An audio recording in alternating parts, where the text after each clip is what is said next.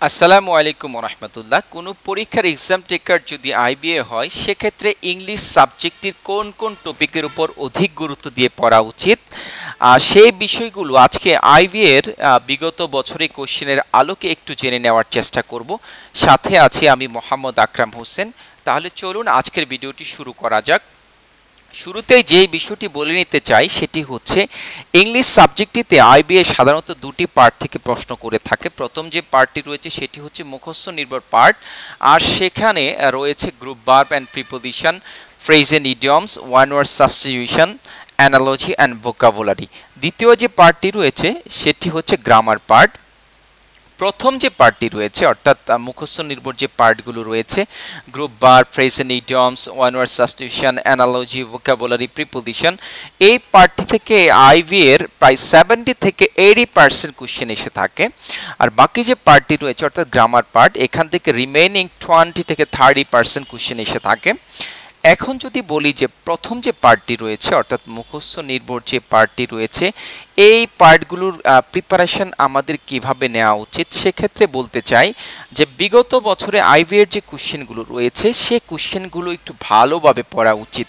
অর্থাৎ মুখস্থ নির্ভর পার্টগুলোর ক্ষেত্রে আইবি এর বিগত বছরের কোশ্চেনগুলোর উপর অধিক গুরুত্ব দিয়ে পড়া উচিত, পাশাপাশি যে কোনো একটি টেক্সট বুক থেকে বিস্তারিত পড়ে ফেলা উচিত।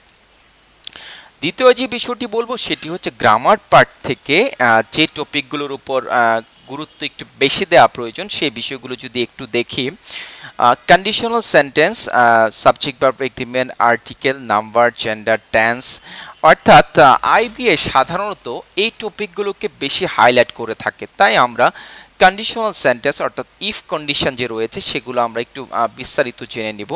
সাবজেক্ট ভার্ব এগ্রিমেন্টে একটু ডিটেলস পড়ে নেব। আর্টিকেল থেকেও আমরা আর্টিকেলগুলোর একটু নিয়মকানুন জেনে নিব। নাম্বার এবং জেন্ডারগুলো আমরা একটু দেখে নিব।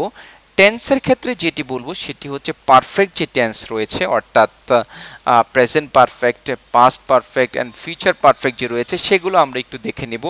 আরও একটু বিস্তারিতভাবে যদি বলি সিন্স এবং ফরের ব্যবহার রয়েছে সেগুলো আমরা দেখে নেব। বিফোর এবং আফটারের ব্যবহারগুলো একটু আমরা জেনে নিব। আরেকটি কথা যেটি বলতে চাই সেটি হচ্ছে গ্রামার পার্ট থেকে কোশ্চেনের প্যাটার্নটা কেমন হতে পারে। কোশ্চেনের প্যাটার্নটি হতে পারে পিন পয়েন্ট অ্যারো টাইপের, অর্থাৎ 5টি অপশন বা 4টি অপশন থাকতে পারে, এগুলো নিচে আন্ডারলাইন করা থাকতে পারে। এখান থেকে যে কোনো একটা অপশন অ্যারোর থাকবে, সে অ্যারো ডিটেকশন জনিত প্রশ্ন আসতে পারে। দ্বিতীয় যে প্রকারটি হতে পারে প্রশ্নের সেটি হচ্ছে ফিল ইন দ্য ব্ল্যাঙ্ক টাইপের প্রশ্ন আসতে পারে। ইউজুয়ালি যে প্রশ্নগুলো পরীক্ষাতে আমরা দেখে থাকি সে ধরনের প্রশ্ন আসতে পারে। আজকে এতটুকুই, ইনশাআল্লাহ আপনারা পড়তে থাকুন।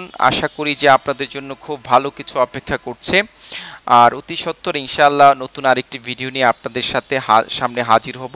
আর বরাবরের মতো অনুরোধ করছি আমার চ্যানেলটিকে সাবস্ক্রাইব করে পাশে থাকার জন্য। আসসালামু আলাইকুম রহমতুল্লাহ।